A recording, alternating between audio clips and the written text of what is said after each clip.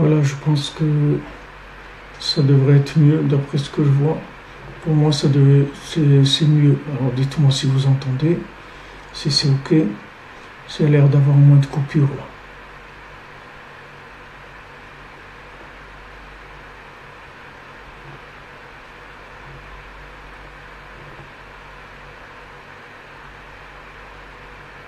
Là, c'est bon.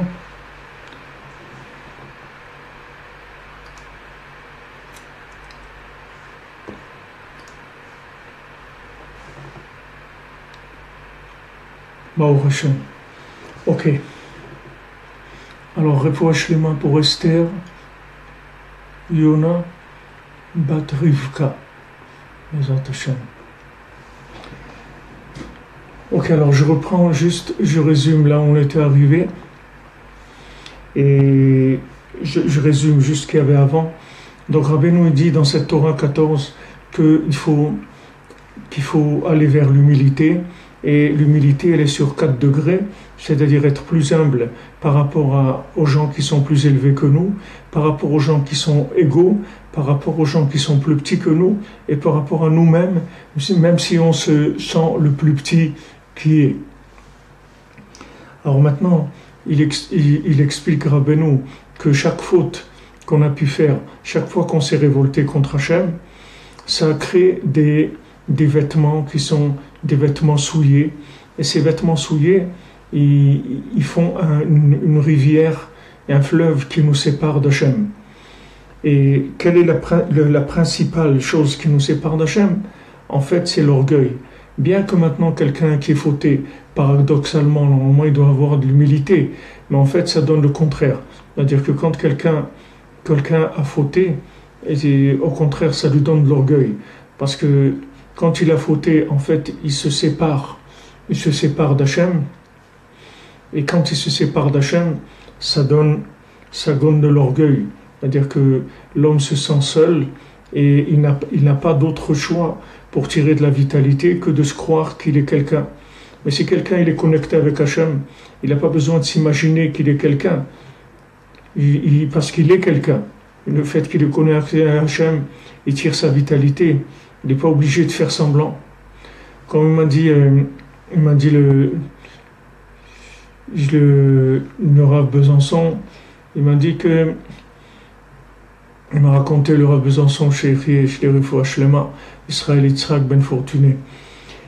Il m'a dit que à New York, il y a des gens qui vendent des bouteilles de champagne vides pour quelques cents. Ils vendent des bouteilles de champagne vides. Maintenant, à quoi ça sert ces bouteilles de champagne vides? Ça sert que les gens qui n'ont pas les moyens de s'acheter du champagne, alors ils achètent des bouteilles de champagne vides et ils les mettent dans les poubelles devant chez eux. Comme ça, les voisins, ils voient les bouteilles de champagne vides, ils disent ah ceux-là, ils ont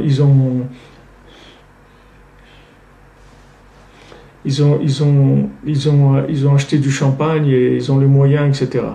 Parce que les gens ils se sentent tellement vides et ils ont besoin d'essayer de prouver qu'ils ont quelque chose, qui sont arrivés à quelque chose.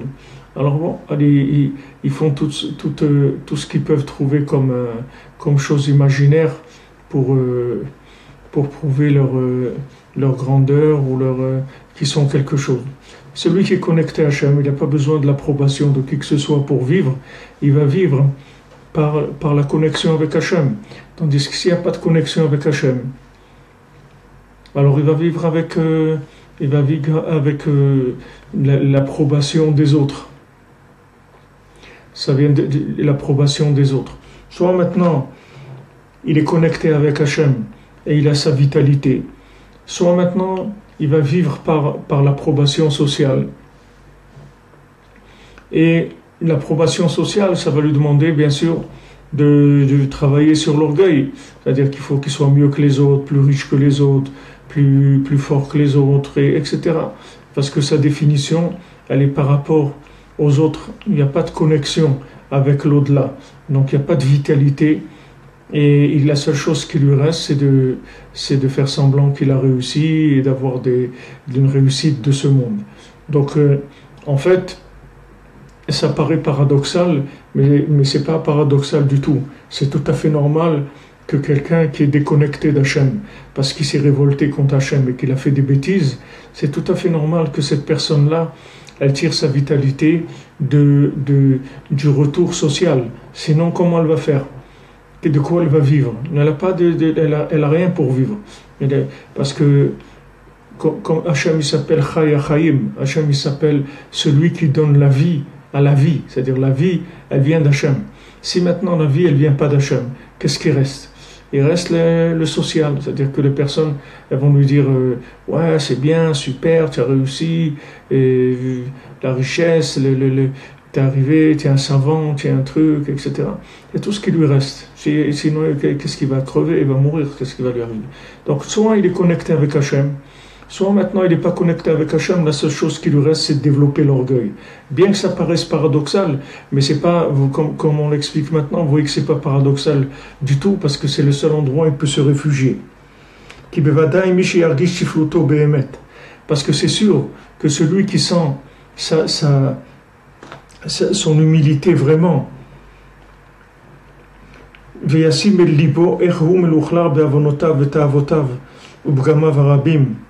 et celui qui prend à cœur, c'est-à-dire qui réalise, Yassim el Libo, ça veut dire il réalise. Comment il s'est sali avec des fautes, avec des plaisirs de ce monde. Et tellement il a abîmé de choses. C'est sûr qu'il va marcher à quatre pattes, il dit Rabbi Nathan. Il va marcher sur les pieds et sur les mains, c'est-à-dire il va se mettre à quatre pattes. Et il va demander de toutes ses forces, et Tarofé Amiti, il va chercher le docteur véritable, le vrai docteur. Ici, on ne parle pas du docteur de l'hôpital, on parle du grand docteur des âmes, on parle de Rabbeinu, de Rabbi Nachman. C'est-à-dire, il va chercher, mon Dieu, qui est-ce qui peut me soigner? Qui est-ce qui peut soigner tous ces vêtements-là que j'ai, qui sont souillés, toute cette séparation que j'ai d'Hachem, qui me rend malheureux, parce que quand quelqu'un est séparé d'Hachem, il est malheureux, il n'a pas de vitalité. Donc il va chercher un médecin. Pourquoi? Parce qu'il sait qu'il est malade. Mais s'il ne sait pas qu'il est malade, il ne va jamais chercher un médecin. Il va croire que tout va bien et qu'il n'y a pas de problème. Et si quelqu'un sait qu'il est malade, il va aller, comme il dit Rabbi Nathan, à quatre pattes. Il va chercher qui est-ce qui peut me soigner. Le grand médecin. Le grand médecin qui peut soigner les maladies de son âme.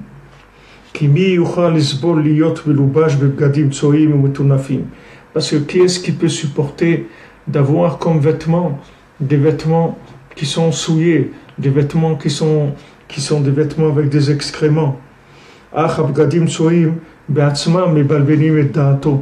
Le problème c'est que ces vêtements souillés eux-mêmes troublent l'esprit de l'homme,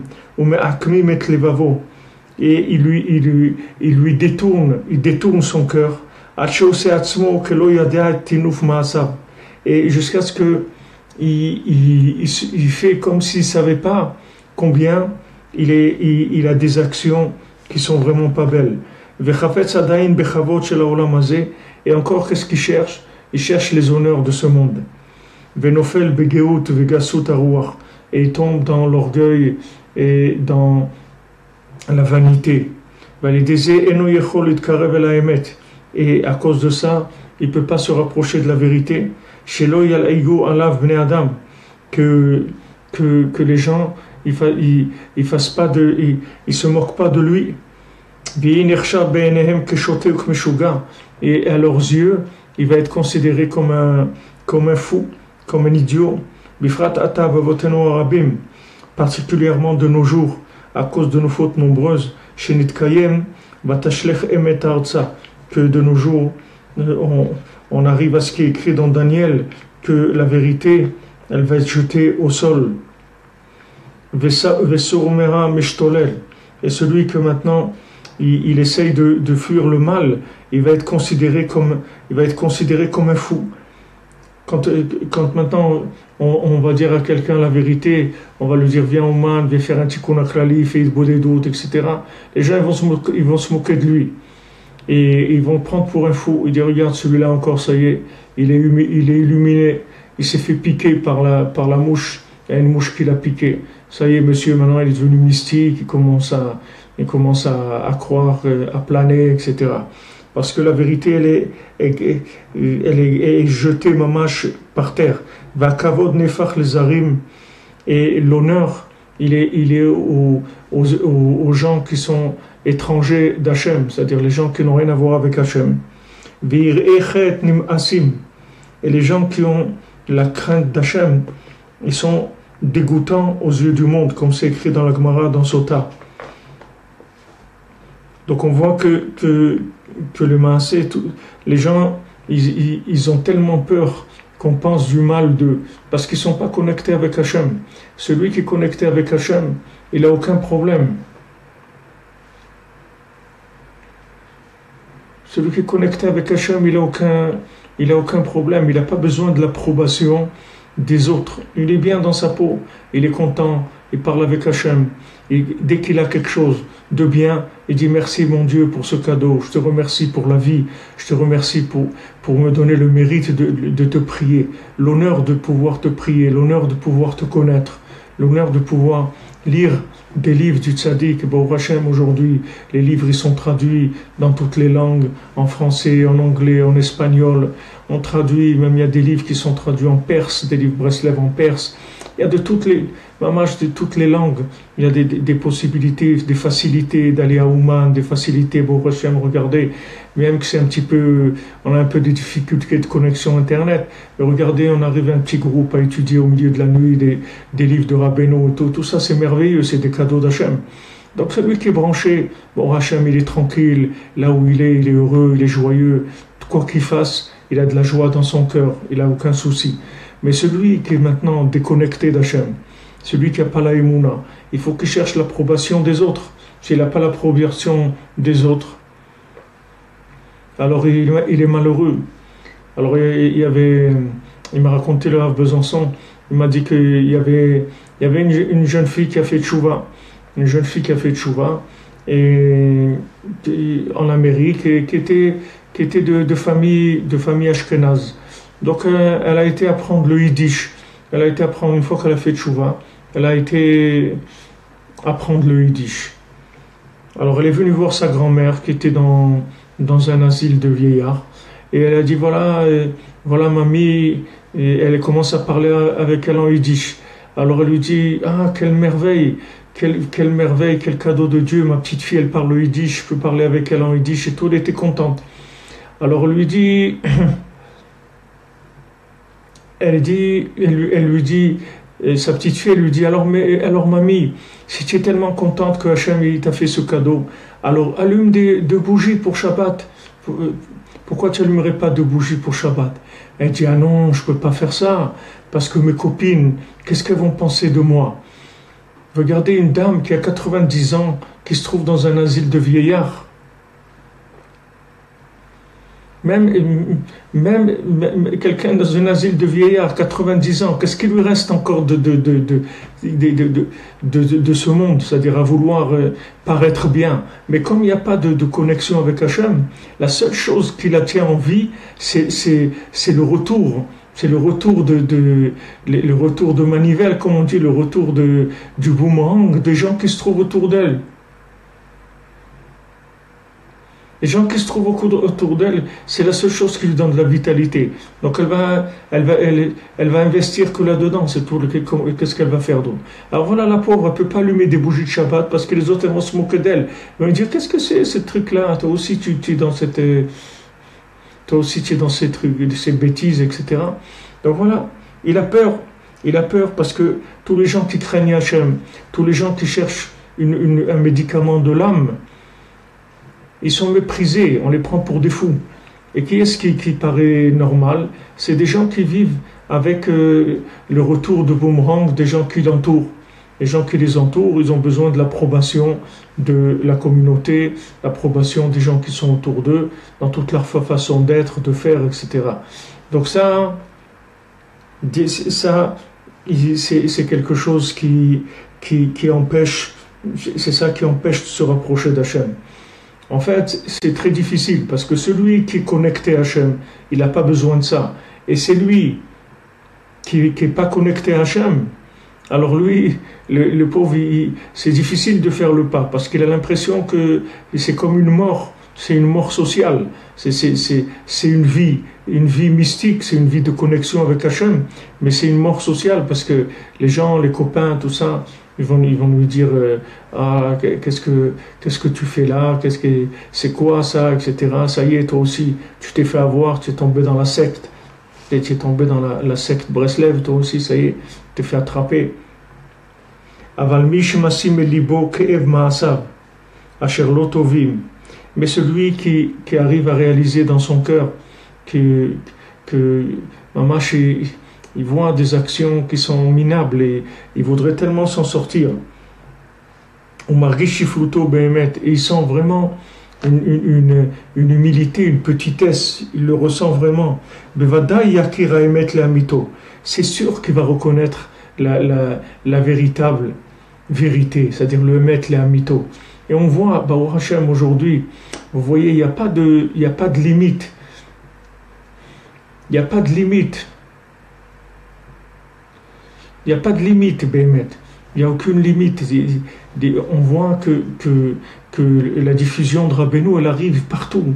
C'est-à-dire que les gens, qu'ils soient juifs, qu'ils ne soient pas juifs, qu'ils soient proches, qu'ils soient n'importe comment qu'ils sont, les gens, ils sont les gens qui ont un peu de vérité en eux, c'est-à-dire qui ressentent un petit peu la médiocrité dans laquelle ils vivent, ils entendent tout de suite l'appel du berger, ils entendent tout de suite la voix, le son, il y a une musique de Rabbeinu, il y a quelque chose qui fait que les gens ils entendent cette voix. C'est une voix d'encouragement, de consolation, de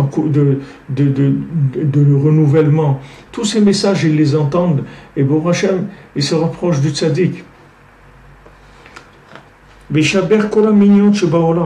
il va casser toutes les difficultés qu'il y a dans le monde. C'est-à-dire il n'y a rien au monde qui l'empêchera de se rapprocher du tzaddik.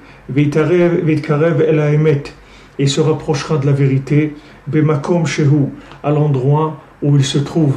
C'est-à-dire maintenant, on ne lui demande pas de déstabiliser, de se déstabiliser, de faire des choses qui sont extravagantes, pas du tout. Là où il est, il va chercher la vérité, à l'endroit où il est. Parce que, sauf en fin de compte, là où on se trouve, c'est l'endroit où Hachem veut qu'on se trouve. Et à cet endroit-là, on doit chercher le contact. Il se trouve à l'endroit où on est. Et ça aussi, de croire que maintenant, si on était ailleurs, ça serait mieux, c'est une erreur. Parce que le ailleurs, il se trouve là où tu es maintenant. L'endroit où tu te trouves, c'est l'endroit qui est optimisé pour ta connexion avec Hachem. Et si tu te trouverais ailleurs, tu n'aurais pas la possibilité de connexion de là où tu es maintenant. Maintenant, là où tu es, ta place, c'est ça l'idéal pour te connecter avec Hachem. C'est l'endroit idéal avec la structure, les fonctions idéales. Maintenant, tu crois que si tu es allé dans un endroit qui est mieux, alors tu serais mieux. Mais c'est pas vrai. Parce que si tu vas dans un endroit qui est mieux, d'après ce que tu penses, tu vas être pire en fait. Tu vas être pire. Si tu vas dans un endroit qui est mieux, en fait, tu vas être pire parce que tu vas être étranger. Là où tu te trouves, il y a la connexion. Maintenant, si de cette connexion-là, ça t'amène après à évoluer, à aller dans un autre endroit, ça c'est autre chose. Mais il ne faut pas que tu t'imagines que if I was a rich man, mais tu n'es pas un rich man. Tu es quelqu'un qui est moyen, ok. Alors fais avec ce que tu as. Tu ne vas pas passer ta vie à dire if I was a rich man, si j'avais autre chose. Et si j'étais comme ça, et si j'étais pas comme ça, et si j'avais pas ça, tu vas jamais commencer. Alors le commencement, il se trouve là où tu es maintenant.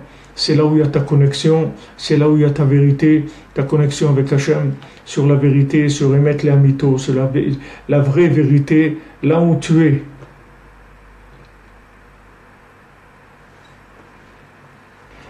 על כן נקראת הגאווה מותרות, כמו שכתוב במואב. Et c'est pour ça que l'orgueil, ça s'appelle des motrotes, ça s'appelle en fait des excréments, c'est-à-dire des choses en plus. Qu'est-ce que c'est les excréments? C'est des trucs, des choses qui sont en trop, que le corps rejette. Maintenant, l'orgueil, c'est appelé des excréments, comme c'est écrit dans Yeshaya, au sujet de Moab. Aken Yitra Asa. C'est écrit, il a fait des choses qui étaient en trop. Ashidga, comme Shamanu, Geon Moab, Gei Meod. Comme c'est écrit dans Yeshaya, on a entendu l'orgueil de Moab. Geon Moab, Gei Meod, de l'orgueil, de beaucoup d'orgueil. Gavato Geono, son orgueil et sa supériorité. Urtiv, ou Meshalem Alieter Osegava. Qui Gava Iprinat Motrot. Parce que tout le lien de la Gava, c'est des motrot, c'est des choses en plus. Mamash, c'est des choses en plus, c'est-à-dire mamash des excréments. Prinat Avodazara, de l'avodazara, de l'idolâtrie, qui vetsua, comme du vomissement et des mamash des excréments, shumotrot obsolet agouf, qui sont les choses en plus, qui sont les résidus qui sortent du corps, prinat bgadim soim, qui sont ces vêtements-là, qui sont des vêtements de souliers. Sheikar et gabrutam limnoa me'amet ou alidegaout, que maintenant toute la force de ces vêtements-là souillés qui éloignent de Hachem, c'est en fait par le fait qu'ils donnent de l'orgueil. C'est ça le principal. Comme je vous ai dit avant, c'est-à-dire la maladie, c'est que la personne qui a fauté, non seulement elle a fauté et s'est éloignée d'Hachem, mais maintenant elle cherche une place, au lieu de chercher la reconnexion, elle cherche une place dans le social. Comme on dit, il s'est recyclé. Il se recyclait dans le social. C'est-à-dire qu'avant, il essayait de s'approcher d'Hachem. Et maintenant, il a fait des bêtises. Donc, il a l'impression qu'il s'est éloigné d'Hachem. Parce que Béhémet Hachem, il ne s'est jamais éloigné de lui. Mais lui, dans sa tête, il pense qu'il s'est éloigné d'Hachem. Alors ça l'oriente vers le recyclage dans le social. C'est-à-dire, il essaye de se recycler dans le social, de se faire comme on dit, de se faire une place au soleil, c'est-à-dire dans le social. Alors Rabbeinu il dit ici il dit Rabbi Nathan que en fait toutes les fautes elles donnent de l'orgueil, et cet orgueil c'est mamash des excréments, des choses en trop, de la vodazara, de l'idolâtrie. C'est pour ça que Yitro il s'appelait Yeter. Yitro il s'appelait Yeter, c'est-à-dire son nom Yitro, c'est comme on dit en français trop, c'est en trop. Yitro ça veut dire Yeter. Yeter ça veut dire en plus. Comme maintenant il a été faire toutes les idolâtries du monde, et Yitro il a fait 70 idolâtries du monde, il a quitté tout ça pour venir vers Hachem, pour venir vers la Torah, pour venir vers Moshe Rabbeinu. Donc lui, de toute cette idolâtrie-là, il a conclu que en fait la vérité c'était Hachem, c'était Moshe Rabbeinu. Donc ça c'est une grandeur pour lui qu'il a quitté toutes ces choses qui étaient en trop, parce qu'en fait c'est toute la Vodazara, c'est quelque chose en trop, l'idolâtrie. Ça veut dire qu'est-ce que c'est l'idolâtrie? Ça veut dire que la personne elle n'a pas de connexion avec Hachem, alors elle cherche un intermédiaire matériel pour se connecter avec Hachem. Elle va s'investir dans des choses de ce monde qui vont lui donner de la satisfaction, que ce soit maintenant l'argent ou n'importe quoi, ou que ce soit l'idolâtrie, c'est-à-dire d'adorer des énergies, des forces intermédiaires. Ça s'appelle des excréments, c'est-à-dire des choses en trop. Parce que maintenant le nom d'Hachem, qui est le nom de l'alliance, c'est le Shem Shaddai. Le Shem Shaddai, c'est le nom de l'alliance. D'accord? Quand on fait une Brit Mila, on parle du Shem Shaddai. Le Shem Shaddai, ça veut dire Sheyesh Dai Belekuto le Kol Bria. C'est-à-dire qu'il y a assez dans la divinité pour toutes les créatures du monde. C'est-à-dire toutes les créatures du monde, elles ont leur place dans Hachem. C'est-à-dire chacun qui se rapproche d'Hachem, qui essaye de se rapprocher d'Hachem, qui essaye de parler avec Hachem, de se rapprocher de lui, il va sentir une plénitude. Il va rien lui manquer de ce monde. Parce que dès que quelqu'un il commence à se connecter avec Hachem, alors il rentre dans le Shem Shaddai. C'est-à-dire que ce Shem Shaddai, c'est le nom de l'alliance. C'est-à-dire ça le lie à Hachem. Donc le Shem Shaddai, c'est 314. Shaddai, c'est 314. Et 314, c'est aussi le pi, quand on veut calculer je vous l'ai dit la semaine dernière ou cette semaine, quand on veut calculer la circonférence d'un cercle, alors on prend le rayon, on multiplie par pi. Pi, c'est quoi? C'est 314. 314, c'est Shem Shaddai. Pi, ça veut dire ma bouche. C'est-à-dire que la connexion avec Hachem que j'ai avec ma bouche, ça c'est l'alliance. Et ça me comble de tout. Ça me comble de tout. C'est-à-dire du moment où j'établis le contact avec Hachem, là où je me trouve, peu importe où je me trouve, ça n'a aucune importance. Le lieu, il n'a aucune importance. De n'importe où je suis, il y a de la connexion. La Wi-Fi, elle est partout. La Wi-Fi divine, elle est partout. Il n'y a aucun endroit où vous allez dire que maintenant, ouais, mais là où je suis, les conditions, etc. Il n'y a aucune condition. Hachem, il est partout. Il n'y a aucune condition. Commencez la connexion là où vous êtes. Ne perdez pas de temps. Ne perdez pas de temps. Là où vous êtes, multipliez par 314. Ouvrez votre bouche et parlez avec votre cœur et c'est tout. Ça, c'est les codes d'accès à la Wi-Fi. Vous cherchez les codes d'accès. Vous voyez que l'accès au Wi-Fi est sécurisé avec un petit cadenas. Alors vous rentrez le code d'accès. Le code d'accès, il n'est pas difficile. C'est la bouche et le cœur, c'est tout. Et avec la bouche et le cœur, vous êtes connecté avec Hachem. Peu importe où vous vous trouvez. Même si vous vous trouvez dans les situations les plus à l'envers, les plus contradictoires, les plus retournées possibles de ce monde, il n'y a aucun endroit où il n'y a pas de connexion avec Hachem. Ça n'existe pas. Le réseau, il couvre toute la planète, sans exception. Toute la planète dans tous ses aspects les plus extraordinaires, les plus fous, les plus délirants, n'importe où, il y a toujours Hachem, il est toujours là. Et on peut toujours se connecter. Donc il faut prendre 3.14 et se connecter, multiplier le rayon pour trouver le cercle. Maintenant il y a un petit rayon de lumière. Si maintenant on veut que ce rayon de lumière se transforme en cercle, c'est-à-dire qu'il nous entoure complètement, qu'il nous enveloppe complètement, alors il faut multiplier par 3.14, qui est le Shem Shaddai, qui est l'alliance qu'on va faire avec la bouche, avec la connexion, la communication avec Hachem. Donc maintenant, si vous voulez, le principe de base, c'est que faites ce que vous avez à faire là où vous êtes. Que vous soyez marié, que vous ne soyez pas marié, que vous soyez n'importe où vous vous trouvez, dans n'importe quelle condition. Sachez que ces conditions, elles sont voulues par Hachem et que c'est maintenant le départ de votre connexion. Donc il faut que vous commencez, c'est tout. Là où vous êtes, commencez. N'attendez plus. Ne perdez pas de temps à vous morfondre, à dire « Ouais, si j'avais ça et ça, c'est sûr que ça aurait été mieux. » Il n'y a pas mieux que l'endroit dans lequel vous vous trouvez. C'est le meilleur endroit. Alors commencez à parler avec Hachem, c'est tout. Racontez-lui tout ce qui se passe avec vous. Et à ce moment-là, vous êtes connecté. Et tous les manques que vous allez avoir, ils vont disparaître.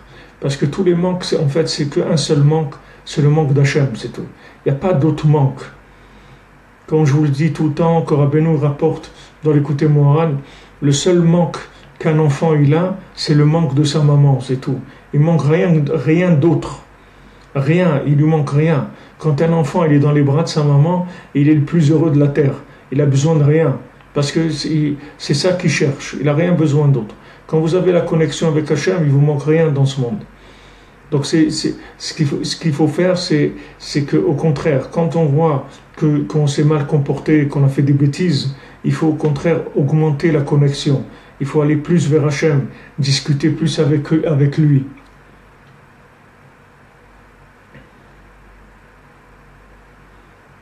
Discuter plus avec Hachem, lui parler, lui dire voilà, Oui, qu'on se trouve à Sarcelles, ou qu'on se trouve à Genève, ou qu'on se trouve à Los Angeles ou au Brésil, là où on se trouve,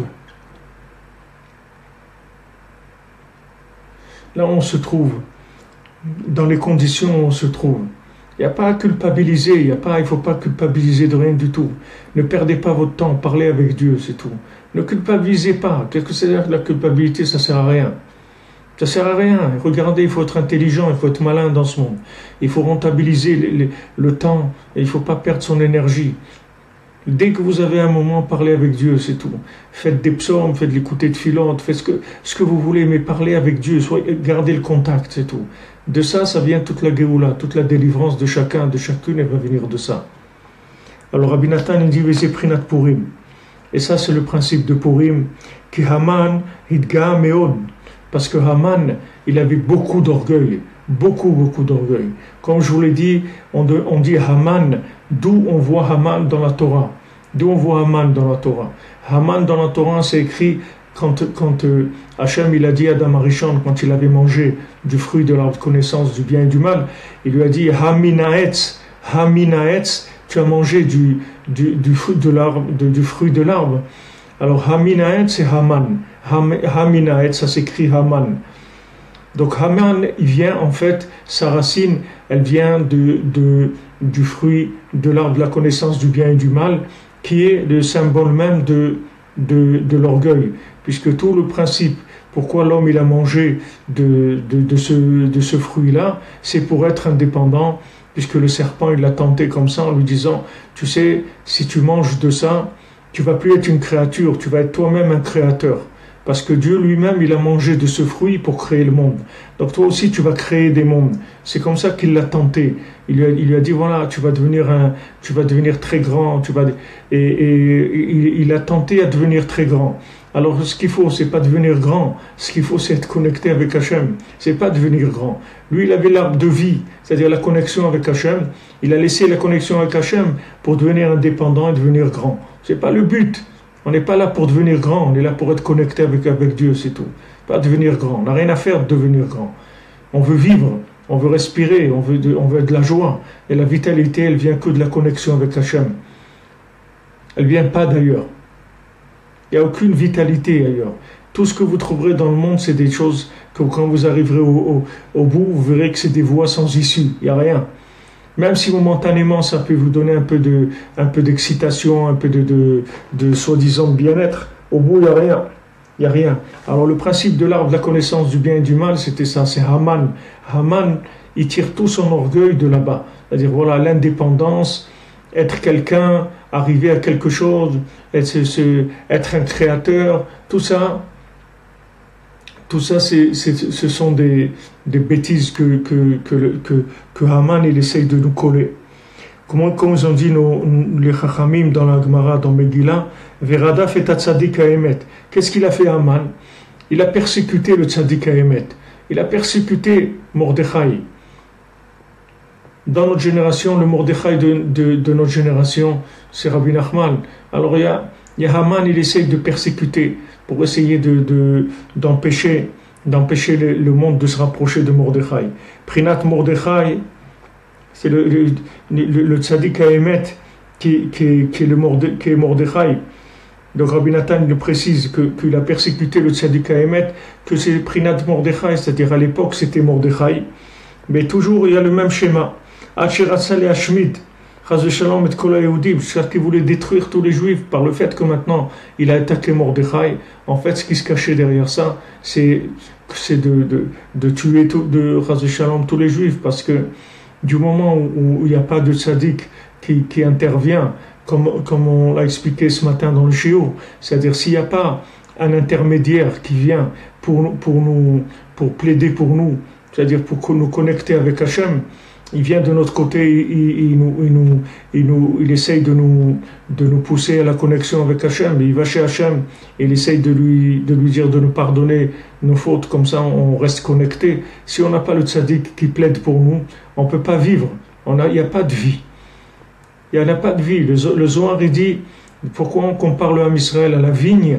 Parce que la vigne, elle pousse sur des bois morts. la même chose. Les Bnei Israël, ils vivent sur les tzadikim qui sont déjà morts. C'est-à-dire morts, soi-disant, ils sont morts dans l'orgueil, mais ils sont vivants dans leur âme. Dans l'orgueil, pour l'orgueil de ce monde, la chair de ce monde, alors ils sont morts. Mais dans leur âme, ils ne sont pas morts du tout puisqu'ils sont présents. Mais pour arriver à cette connexion avec la présence des tzadikim, il faut sortir de l'orgueil. Il faut les chercher, Béhémet. Il faut savoir qu'on a besoin d'eux, qu'on ne peut pas vivre sans eux. On ne peut pas vivre une seconde sans le tzaddik. On ne peut pas. Du moment où on sait ça, alors la vie, elle change complètement. C'est une autre vie. Kihu Mezera Amalek, parce que Haman, c'est un descendant de Amalek. Shu Meolam Retsua Mardut l'Israël, que c'est toujours comme on dit, un bâton une Retsua de Mardut, ça veut dire une ceinture pour frapper, une ceinture de punition pour l'âme Israël. Et lui, il représente tout le poison du serpent.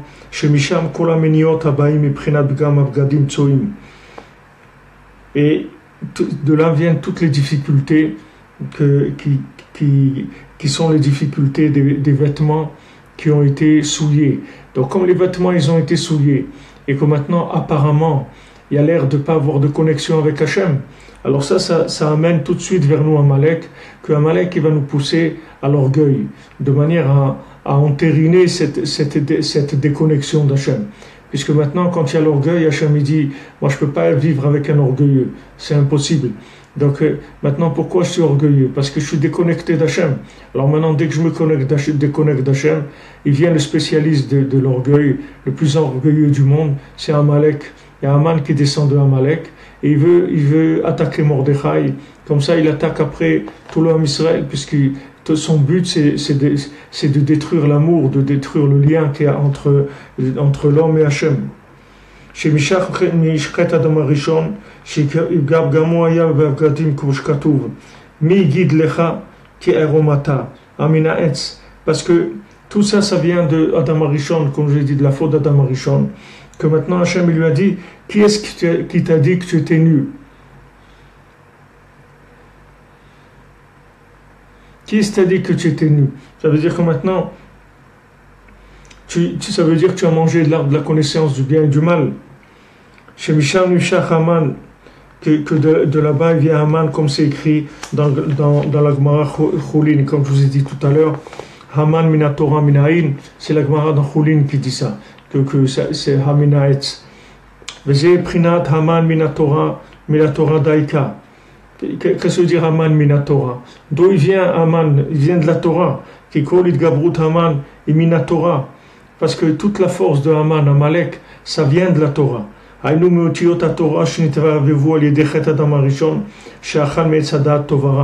vient des lettres de la Torah qui se sont mélangées par le fait que Adam Arishon, le premier homme, il a mangé de l'arbre de la connaissance du bien et du mal. Et par les fautes de chacun d'entre nous. C'est-à-dire, en fait, quand on faute, Rabbeinu il explique qu'on fabrique des assemblements de lettres qui sont faux. C'est-à-dire, on fait des faux assemblements de lettres. C'est-à-dire, on crée des choses mensongères par la faute. C'est ce qui a écrit que maintenant, il y a une guerre entre Amalek et Hachem dans chaque génération. Chez Nishba Akadosh Baruch Hu, chez Shemo Shalem, Akadosh Baruch Hu, il a juré que son nom ne serait pas parfait tant qu'il n'aura pas détruit Amalek. Parce que, qu'est-ce que ça veut dire son nom ne sera pas parfait? Ça veut dire que maintenant, tant qu'il y a Amalek qui essaye de faire tomber les gens, qui essaye de les faire tomber dans l'orgueil, qui les déconnecte d'Hachem, alors il n'y a pas possibilité de reconnaître Hachem dans le monde. Même si quelqu'un il a de la émouna, mais il a de la émouna dans Hachem qui se trouve, le bon Dieu qui se trouve au ciel, mais il ne connaît pas le bon Dieu qui se trouve sur la terre. Il ne peut pas être branché sur Hachem dans la providence divine, c'est-à-dire là où il se trouve, dans le moindre de ses actes. Il a maintenant, même s'il a une foi, c'est une foi empirique, c'est pas une foi dans la réalité. Donc ça, c'est le travail de Amalek. Amalek, il coupe ce monde de l'autre, il coupe l'individu d'Hachem, il essaye de l'isoler pour le faire tomber. Parce que quand il l'isole, après il va lui donner il va lui donner de l'orgueil, et après l'orgueil c'est une camisole. C'est-à-dire, il lui a mis la camisole, il l'a isolé, il lui a mis la camisole, et après la personne elle vit qu'avec l'orgueil, elle n'a rien d'autre. Elle n'a rien d'autre. Si elle ne s'achète pas une belle voiture décapotable, si elle n'a pas le dernier paire de chaussures, si elle n'a pas le dernier truc, les dernières lunettes, le dernier téléphone, le truc, elle a l'impression qu'elle est minable. Elle a l'impression qu'elle est minable parce que personne ne va regarder. Il y a des gens, ils ont honte de sortir leur téléphone dans la rue parce qu'ils ont un vieux téléphone il y a un vieux téléphone aujourd'hui, ça veut dire un téléphone qui a 2 ou 3 ans. Il marche très bien et tout, mais ça y est, c'est celui qui a ça, ça veut dire qu'il n'est pas dans la course. Il n'est pas dans la course pour arriver. Il ne croit pas.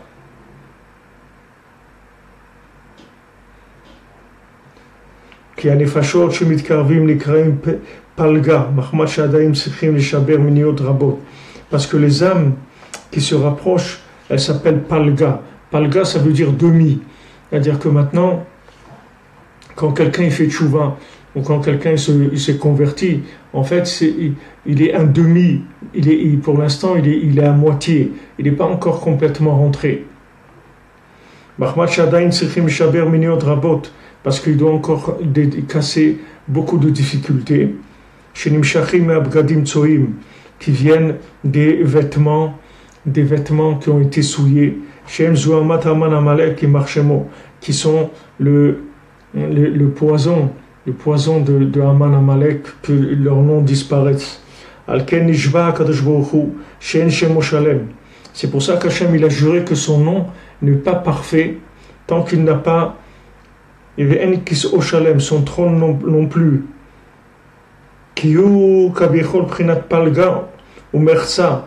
Parce que même Hachem, il n'est connu qu'à moitié tant qu'il n'a pas détruit Aman Amalek. Parce qu'une fois qu'il aura effacé complètement Aman Amalek, à ce moment-là, toutes les difficultés, elles vont disparaître. Et toutes les âmes qui sont un demi, elles aussi, elles vont se réparer. En fait, si vous voulez, c'est un système qui marche dans les deux sens. C'est-à-dire que pourquoi maintenant, nous, on est à moitié, c'est-à-dire on n'est pas complètement dedans, on n'est pas convaincu complètement, parce que maintenant, même le nom d'Hachem, il se révèle qu'à moitié, parce qu'il y a Amalek qui cache le nom d'Hachem. Amalek, il travaille toute la journée pour cacher le nom d'Hachem, pour dire que, soi-disant, la vie, tu es responsable de ta vie, tu fais ce que tu veux dans ce monde, tu dois arriver, tu dois réussir, tout ça. Il y a toutes sortes de paroles qui circulent dans le monde, qui sont des paroles de Aman Amalek, et que ça donne un aspect comme quoi l'homme, il est responsable dans ce monde. Comme on dit, aide-toi et le ciel t'aidera. C'est-à-dire que si tu fais rien, alors Hachem, il va rien te donner. Alors que c'est pas vrai. Hachem, il est entièrement miséricordieux et Hachem, il peut tout te donner sans que tu fasses rien du tout. Mais seulement, comme Aman Amalek, il est là en train de travailler le doute en permanence, puisque Amalek, c'est la valeur numérique de Safek, du doute. Il met le doute en permanence. Ça veut dire que maintenant, même si quelqu'un il adhère à la Emouna, il est toujours un petit peu dans le doute. C'est-à-dire, là, un petit peu comme ça, entre les deux, mon cœur balance. Il ne sait pas très, très bien.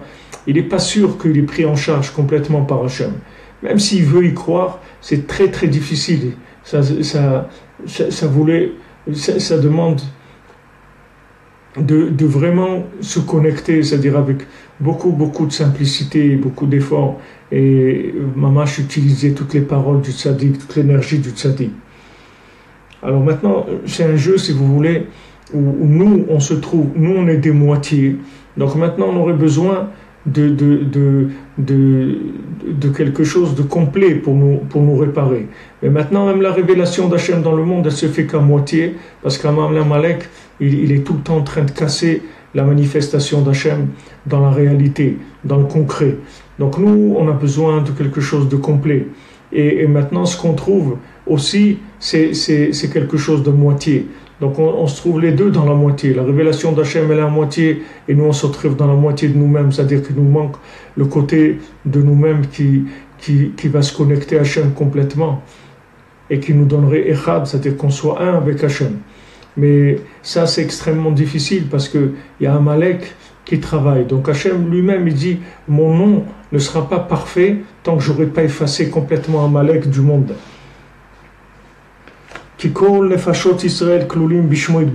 Parce que toutes les âmes juives, elles sont incluses dans Hachem. Toutes les âmes juives. Et aujourd'hui, ne croyez pas que les juifs, c'est que ceux qui savent qu'ils sont juifs. Il y a beaucoup de gens qui sont juifs et ils ne le savent pas. Il y a quelqu'un qui m'a dit la semaine dernière, il y a une dame qui habite à Bétar et qui est mariée depuis longtemps, qui a des grands-enfants mariés, etc. Et maintenant, après 30 ans de mariage, son frère, il lui a dit, voilà, j'ai remonté notre arbre généalogique de notre famille, et en fait, on est juif. Alors cette dame-là, elle a découvert 30 ans après qu'elle était juive, alors que ça faisait 30 ans que s'était convertie en croyant qu'elle n'était pas juive. Alors il y a comme ça des millions de juifs dans le monde. Il y a un rave, je crois, qui a écrit qu'il y a 500 millions de juifs dans le monde qui ne savent pas qu'ils sont juifs. Alors ne croyez pas, quand vous sentez que la parole d'Hachem, elle vous parle, ne croyez pas que c'est intellectuel ou pas. Vous comprenez, il n'y a pas les âmes juives, ça veut dire tout celui qui ressent un lien avec Hachem, ça vient en fait de son âme, parce que son âme elle est inclue dans le nom d'Hachem. Donc maintenant quand il entend le nom d'Hachem, il reconnaît son âme. On raconte d'un rave qui allait récupérer les enfants après la Shoah. C'est-à-dire une fois que la Shoah est passée, il y avait beaucoup d'enfants qui avaient été hébergés, recueillis par des familles, etc.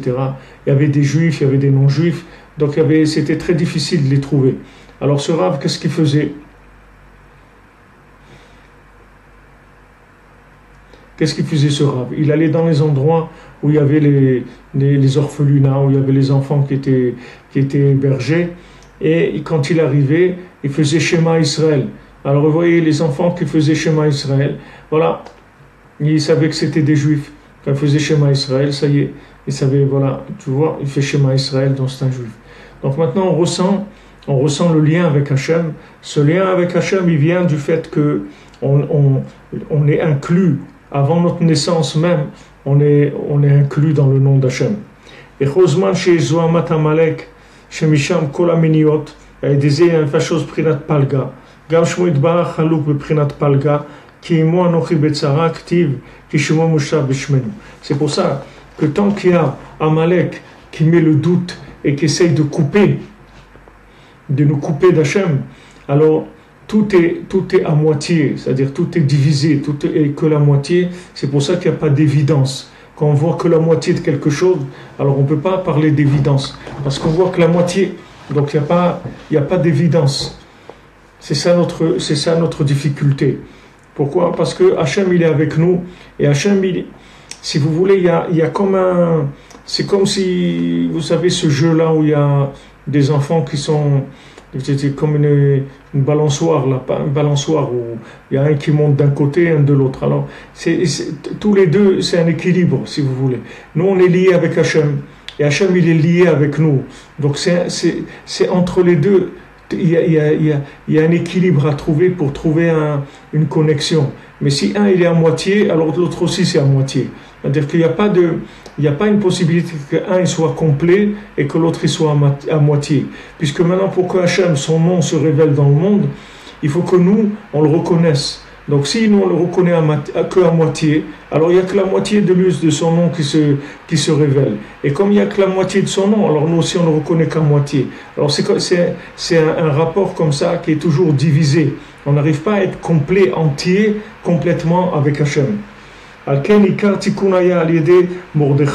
C'est pour ça que toute la réparation de cette situation-là, qui est abominable, qui est horrible, qui est une souffrance terrible, ça se fait par Mordechai. Shekara et Begadav, Qu'est-ce qu'il a fait Mordechai? Il a déchiré ses vêtements et il a mis un vêtement de toile de jute, un sac et de la cendre. Pourquoi il s'est habillé avec un sac de jute? Parce qu'il savait que tout le problème, c'était les vêtements, ces vêtements qui étaient souillés. Et il est sorti dans la ville, il est sorti dans la ville et il a poussé un grand cri amer, comme c'est écrit dans la Megillat Esther. Parce que la seule façon de pouvoir réparer ces difficultés-là qui nous viennent des vêtements souillés, que de s'abaisser jusqu'à la poussière, ou et d'enlever ses vêtements d'orgueil, et de crier beaucoup vers Hachem,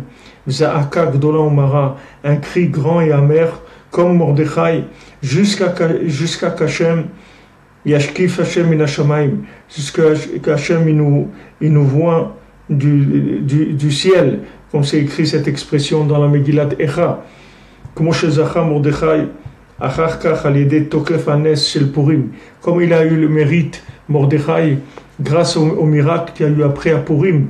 Ce miracle il est venu parce que Mordechai, il n'a pas eu honte, il n'a pas eu peur, il n'a pas pensé il s'est pas dit qu'est-ce qu'on va penser de moi, comment les gens ils vont me juger. Il a fait ce qu'il avait à faire, il a crié, il a hurlé, il a dit Hachem, Hachem, délivre-nous, délivre-moi. Il n'a pas regardé maintenant qu'est-ce qu'il va penser son voisin, ou sa voisine, ou son copain.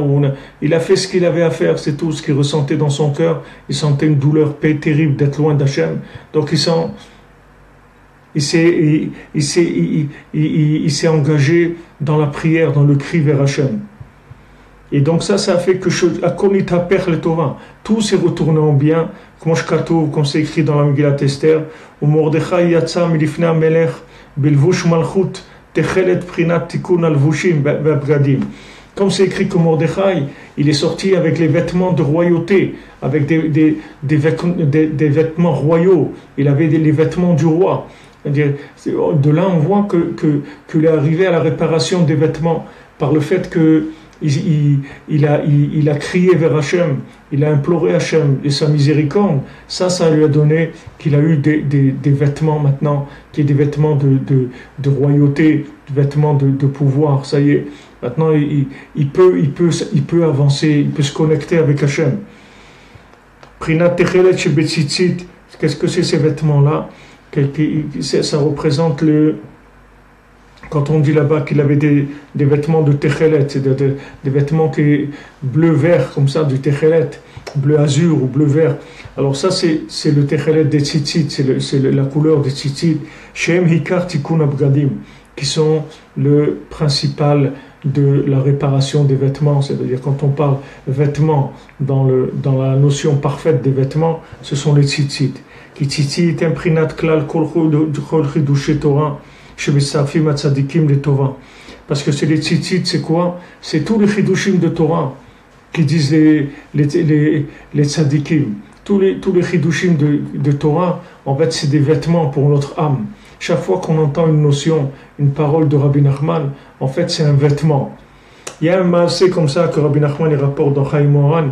Il dit que il y a une synagogue. Il y a une synagogue à Jérusalem où toutes les âmes, elles passent par cette synagogue-là avant de monter au ciel. Et quand elles arrivent dans cette synagogue-là, alors c'est un premier jugement pour déjà commencer une orientation, vers les mondes supérieurs.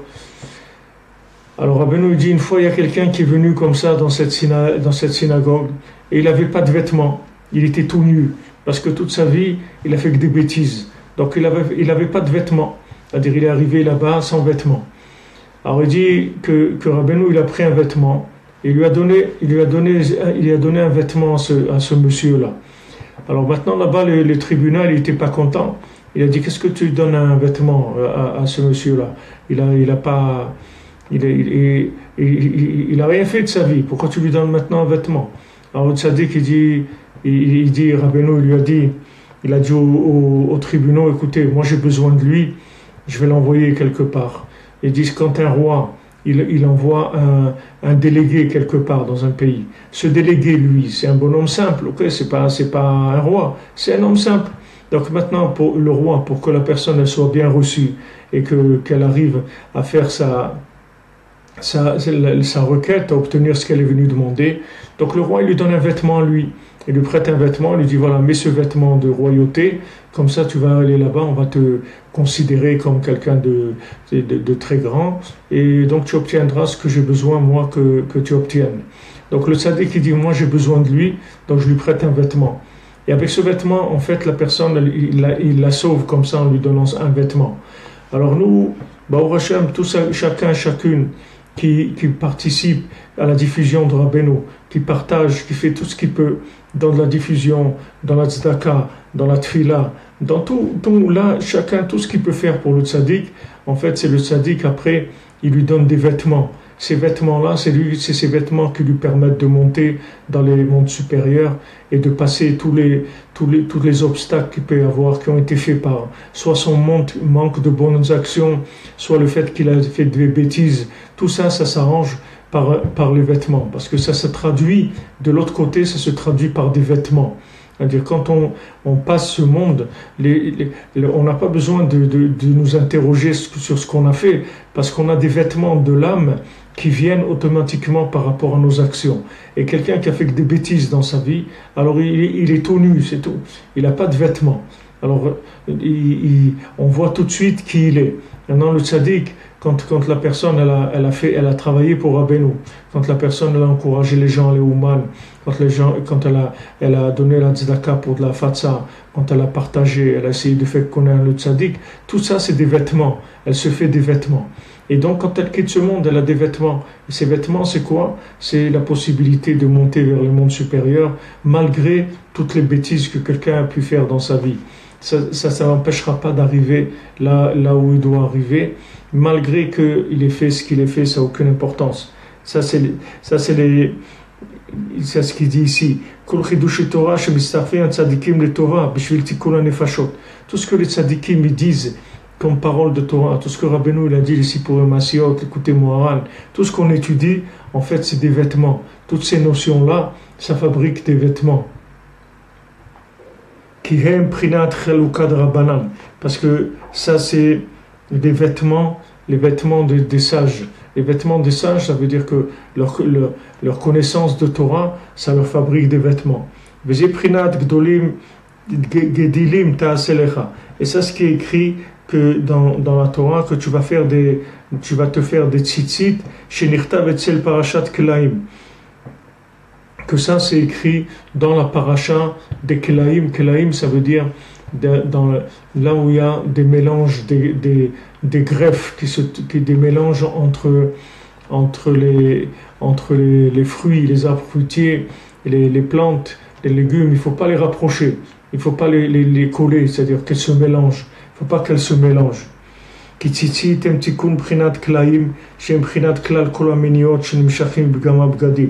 Parce que maintenant, les tzitzit, c'est quelque chose qui va réparer toutes les difficultés qui viennent en fait des vêtements qui ont été souillés. C'est-à-dire que la souillure des vêtements, ça donne des doutes, ça enlève l'éclaircissement des choses. C'est-à-dire on ne voit pas clair dans ce qu'on doit faire. C'est pas clair, ce qu'on doit faire, c'est pas clair. C'est pas clair à nos yeux. Maintenant, ça vient de quoi? Ça vient du fait qu'on a des vêtements qui sont souillés. Donc la réparation de ces vêtements souillés, c'est justement la Torah du tzaddik, que cette Torah du tzaddik, elle fait la différence entre le bien et le mal de façon qu'il n'y ait pas des mélanges, que toutes les choses ne se mélangent pas dans ce monde.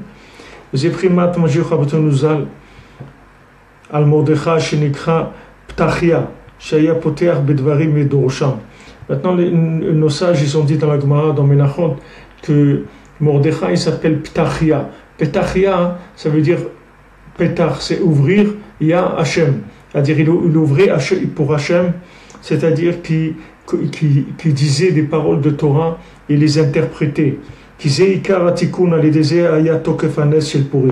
Parce que la réparation principale de Purim, c'est-à-dire la réparation principale de ces vêtements-là, et le miracle de Purim, il s'est fait justement par les paroles de Torah que Mordechai il avait fait descendre dans le monde. Et ça se fait tous les ans. Voilà, maintenant, dans une semaine, ça va être Purim, même dans moins d'une semaine, ça va être Purim. Et dans chaque année, il y a la même chose qui se passe. Et chaque année, on répare un peu plus jusqu'à qu'on va arriver à tout réparer, Bezrat Hashem.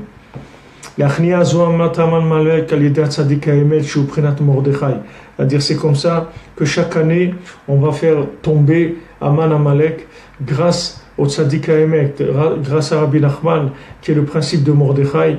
Ptachia, il s'appelle Ptachia, c'est-à-dire il ouvre pour Hachem. Chez Poter Bidvarim Bedorsham, il dit des paroles et il les explique.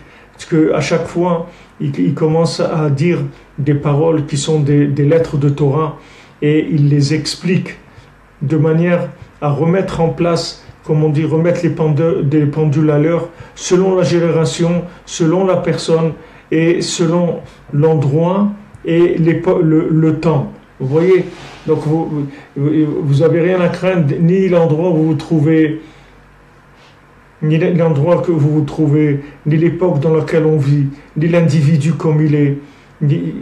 Tout ça, le tzaddik, il voit tout ça, il sait tout ça, exactement chacun où il se trouve. Et en fait, il lui présente la Torah d'une façon qui est adaptée à l'endroit, à la situation, à l'individu, à l'époque. Tous les éléments là, le tzaddik, il fabrique d'être des assemblements de paroles de Torah qui vont être le langage de cet individu. De manière à ce qu'il puisse envoyer à chacun une lumière, un rayon de lumière qui vienne de la racine de son âme, de chaque individu. Chez Betiot à Torah, qui se trouve dans les lettres de la Torah, de manière à ce que chacun puisse revenir vers Hachem, Be'emet, vraiment. Chez Zeu Prinat Atzadikim, chez Mevachin Batorah Trila, comme Sham Ain Sham. Là, c'est quoi? C'est les tzadikim qui font la bénédiction de la Torah au début. Qu'est-ce que ça veut dire au début? Alors Rabbeinu l'explique que maintenant, au début, ça veut dire qu'ils arrivent à remonter dans la racine de l'âme de chacun pour lui donner la Torah qui correspond à son âme. C'est-à-dire, quelle est la Torah qui va vous éveiller? Quelle est la Torah qui va vous donner envie de vous rapprocher d'Hachem? Quel est l'enseignement qui va vous faire ressentir la présence divine? C'est en fait l'enseignement qui correspond à la racine de votre âme. Mais si ce n'est pas un enseignement qui correspond à la racine de votre âme, ça ne va pas vous parler du tout. Ça va peut-être vous parler à votre cerveau, ça va vous parler peut-être à votre côté intellectuel, que ça va être intéressant, mais c'est pas ce qui va parler de façon à vous donner l'engagement avec Hachem. C'est pas ça qui va vous permettre de vous engager avec Hachem.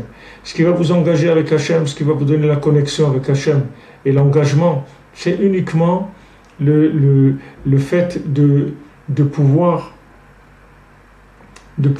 se sentir faire partie de se voir avec Hachem, sentir qu'on est présent, que mamash on se voit avec Hachem. Si c'est pas ça, alors il n'y a rien, on voit rien du tout. S'il n'y a pas ça, et si maintenant on nous parle de quelque chose qui n'est pas notre vie à nous, alors tout ce qu'on voit c'est rien. Qu'est-ce qu'on va voir de ça? Quelqu'un il vous parle de quelque chose, c'est comme si quelqu'un maintenant vous habitez là où vous habitez et il vous parle il vous parle du plan d'une autre ville qui se trouve à 2000 km de chez vous. Il dit voilà là-bas, donc quand tu tournes à droite il y a un magasin de trucs et tout. Qu'est-ce que vous voulez que vous fassiez avec ça? C'est pas vous, c'est pas votre endroit, c'est des enseignements qui vous servent à rien. Le tzaddik, qu'est-ce qu'il fait? Il va chercher l'enseignement qui correspond à la lettre de la Torah qui est la racine de votre âme. C'est pour ça que vous vous sentez concerné. C'est pour ça que quand Rabbi Nachman y parle, vous sentez que ça vous parle. Parce que, en fait, c'est votre âme, c'est l'essence même de votre identité qui vous parle. C'est pas un enseignement de quelqu'un. C'est votre enseignement à vous, c'est votre âme à vous qui vous parle, qui s'adresse à vous. Donc c'est sûr que quand vous entendez ça, vous entendez vraiment la voix interne, la voix de vous-même, la voix de votre origine. Et ça donne autre chose complètement. C'est une autre dimension que tout enseignement qui est intellectuel. כי מבואר שם בתורה הנ"ל שעיקר התעוררות התשובה שהצדיק מעורר נפשות ישראל לתשובה או ידי שעוסק בתורה בקדושה כזאת עד שמעורר שורשי נפשות ישראל.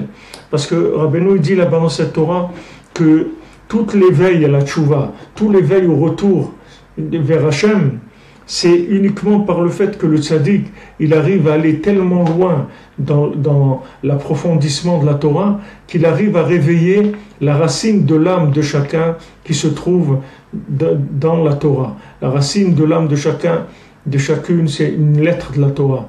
Donc le tzaddik, il va dans cette lettre de la Torah. Il éveille la lettre et avec ça, il éveille l'âme de l'individu. Donc le tzaddik, il n'a pas besoin de parler directement à la personne. Il suffit que maintenant, il rentre, il aille dans la Torah et il réveille la lettre qui est la racine de l'âme pour que la personne elle sente un éveil tout de suite.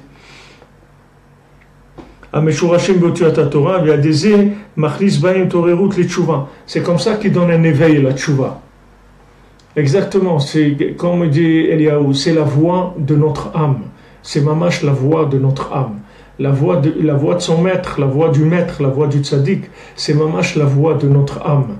Parce que c'est ce qui fait le tzaddik. Lui, il va dans la racine de notre âme. Il va là-bas et il éveille la racine. Il éveille la racine de l'âme qui se trouve dans la Torah par son approfondissement de la Torah.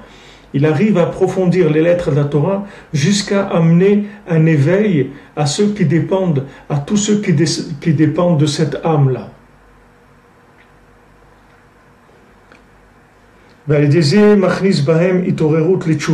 Et c'est comme ça qu'il leur donne un éveil à revenir vers Hachem. Et c'est Prinat Mordechai Shenikra Ptachia. C'est pour ça que Mordechai, il s'appelait Ptachia, c'est-à-dire ouvre pour Hachem.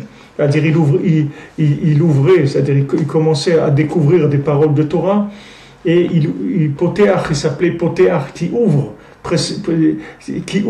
Chez Poteach ou Matril ou Meorer et Notsetsu Tatiyot Torah. C'est-à-dire il ouvre les lettres de la Torah. Parce que la Torah, si vous voulez, elle est fermée. La Torah, elle est fermée.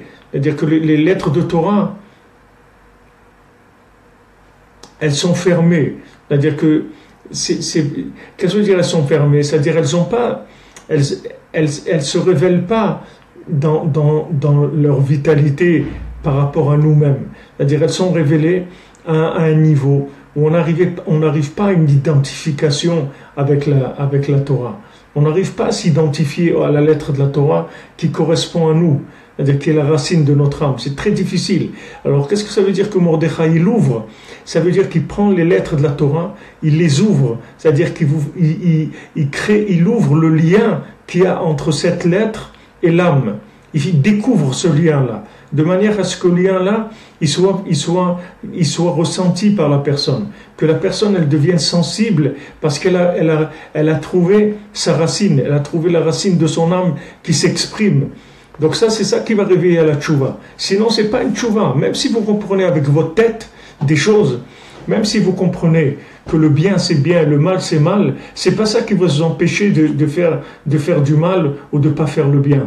Parce que pour arriver à faire tchouva vraiment, c'est-à-dire revenir vers Hachem, c'est que si vous recevez un éveil de votre âme profond, à ce moment-là, vous n'avez aucune difficulté à quitter l'Égypte, à quitter la bêtise, à quitter toutes les bêtises de ce monde. Pourquoi? Parce que c'est l'éveil de votre âme. C'est pas une conscience intellectuelle, c'est une conscience vivante. Alors le tzaddik, c'est comme ça il ouvre la Torah. C'est-à-dire qu'il découvre ce qui se trouve dans la Torah, c'est-à-dire qu'il va vous faire la découverte de votre âme, chacun individuellement. Et ce qu'il dit ici, poteach, c'est-à-dire il éveille l'étincellement des âmes de chacun, de la racine de l'âme de chacun, Vedorsham, il les explique, et maintenant, qu'est-ce qu'il fait? Il crée des combinaisons de lettres qui sont adaptées à la génération, au moment, au temps, et comme ça, il éveille, il amène un éveil dans les âmes, il leur apprend la conscience divine, il leur donne des conseils profonds, extraordinaires, grâce à ces enseignements qui sont saints, jusqu'à qu'il répare les âmes. Donc le tzaddik, qu'est-ce qu'il fait? En fait, il va dans la racine de l'âme qui se trouve dans la Torah.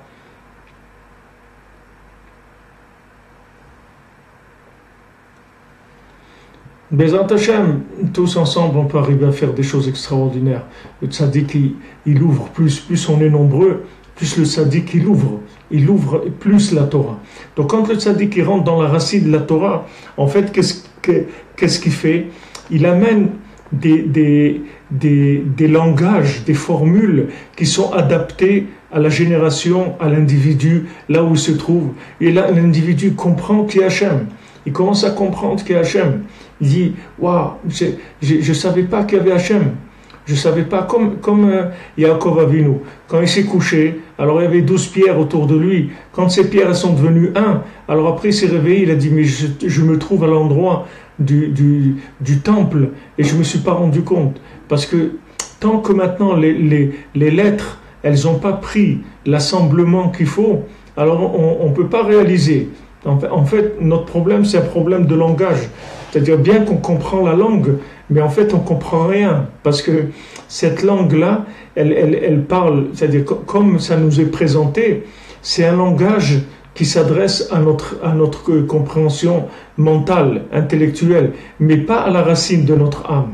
Si on a un langage de notre âme, tout de suite, on va vers cette chose-là.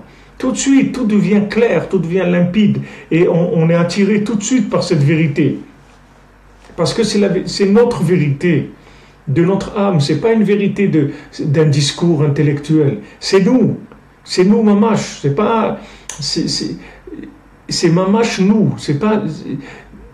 Ce qui veut dire ici, c'est quelque chose d'extraordinaire, c'est-à-dire comment le tzaddik, il connecte le monde grâce justement quand il va chercher la racine de l'âme de chacun. Et il la traduit dans le langage qui est adapté dans l'époque, dans le temps, dans l'époque, dans l'endroit de l'individu, dans son niveau. Il adapte tout ça à l'individu. C'est ça qui va vous réveiller. Sinon, il n'y a personne qui va vous réveiller. Et même s'il vous réveille, il va vous réveiller dans un rêve, mais vous allez rester endormi. Vous allez pas, c'est un rêve, c'est pas une réalité. La réalité, c'est que si c'est votre âme qui vous parle. Sinon, il n'y a pas de réalité. C'est tout de l'imaginaire, c'est du rêve. Tout ce que vous voyez, c'est du rêve.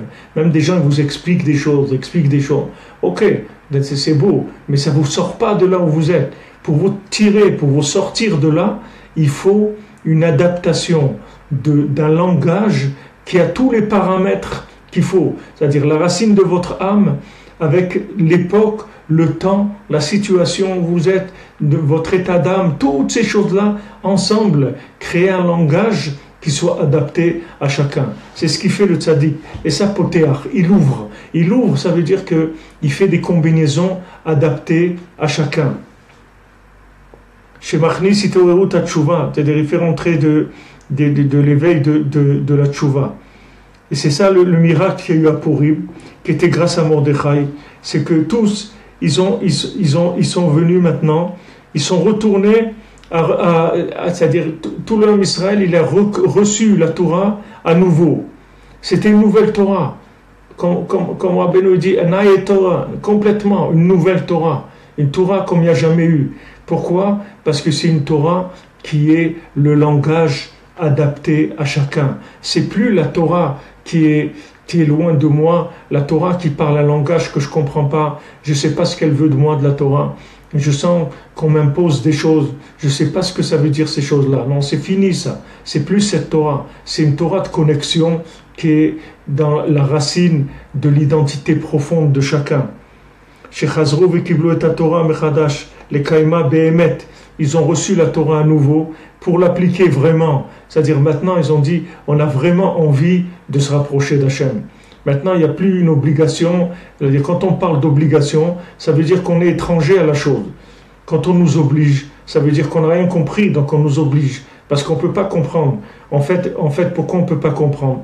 Parce que c'est le langage qui n'est pas adapté à nous. Nous, on est d'accord de comprendre si on nous explique. Alors, on veut comprendre. Nous, on n'a pas de problème. Eh ben, vas-y, explique-moi, je te suis, il n'y a pas de problème. Inspire-moi, inclus-moi, montre-moi que je suis concerné, moi je te suis, j'ai pas de problème. Et si maintenant j'arrive pas à te suivre, ça veut dire que j'ai pas compris ce que tu me dis. Et si je comprends pas ce que tu me dis, ça veut dire que tu sais pas expliquer, c'est tout. C'est-à-dire les premières Torah, la Torah qu'il y a eu à Shavuot, c'était une Torah, on nous a obligés à la recevoir. Mais on n'a rien compris, on ne sait pas qu'est-ce qu'on voulait de nous. On dit, ok, on veut nous obliger à prendre la Torah. Ok, on accepte. Mais on n'a pas trouvé notre place là-dedans. On l'accepte parce qu'on n'a pas le choix. Mais maintenant, ça ne veut pas dire qu'on a trouvé notre place. Tandis que la Torah de Purim, c'est une Torah avec un langage clair, individuel, qui a fait que chacun, il a dit, waouh, c'est super la Torah. Waouh, la Torah, extraordinaire. Je sens que ça me parle. Je sens que c'est moi. Je sens que c'est moi, mamash. Comme c'est écrit, Kiimu ve Kivlu, que comme ça dit la Gemara dans Shabbat, qu'ils ont accompli la Torah, ils l'ont reçue et ils l'ont accompli. Parce que, Matan Torah, on a été Mekabel, la Torah. On l'a acceptée, mais on n'a pas été Mekayem, c'est-à-dire on ne savait pas comment la vivre. On n'avait pas le mode d'emploi. On savait maintenant ce qu'on nous a imposé, mais le mode d'emploi qui nous concerne, ça on ne l'avait pas. C'est à Purim qu'on l'a reçu. Tout ça, Mordechai il l'a fait, c'est-à-dire le tzaddik il le fait par le fait qu'il ouvre les paroles de Torah et il les doresh, ça veut dire il les explique par rapport à l'époque. Il trouve le lien parfait, l'adaptation, le langage parfait qui va permettre à chacun de se sentir concerné par la parole divine. Donc c'est pour ça que Haman, il a fait un mât, un arbre, un mât, un bois haut de 50 amot. Il a fait un mât comme ça qui faisait presque 50 mètres de haut. Les tlot et Mordechai alav. Il voulait pendre Mordechai sur ce mât-là. Qui klal kolatuot Torah shem klal Israël, shorchen neshamot kanal. Parce que toutes les lettres de la Torah, qui sont la racine des âmes, toutes elles sont incluses dans les 50 portes de la Bina. Dans toutes les 50 portes de la Bina, c'est là où il y a toutes les âmes. Donc la Torah, elle a été donnée le 50e jour qui est Shavuot. Shavuot, c'est le 50e jour après Pessah. C'est-à-dire si on compte Pessah, après Pessah, quand on compte Sfirat HaOmer, il y a 49 jours, le 50e c'est le don de la Torah. Et le Ikar dans la Torah, c'est la 50e porte, qui est la racine des lettres de la Torah. Et comme les Chachamim me disent dans la Gemara, dans Rosh Hashanah, qui ont expliqué, c'est que maintenant il manquait un tout petit peu pour arriver à Hachem, que maintenant Moshe Rabbeinu, il a atteint la 49e porte, mais la 50e porte, qui est la racine de tout, il n'est pas arrivé.